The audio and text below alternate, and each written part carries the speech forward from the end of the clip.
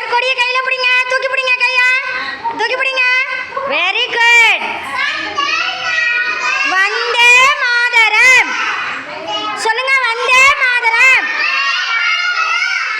சரி, குடியரசு தினம் எதனால கொண்டாடுறோம் சொல்லுங்க.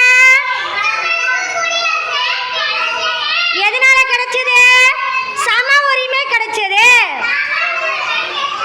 அதனால குடியரசு தினம் கொண்டாடுறோம். சரியா? நீங்களே யாரு? இந்திய குடிமகன். யாரு? Very good. இந்திய குடிமகன்கள். சரியா? ஓகே, கிளாப் பண்ணுங்க எல்லாரும். Super super super super. சரியா?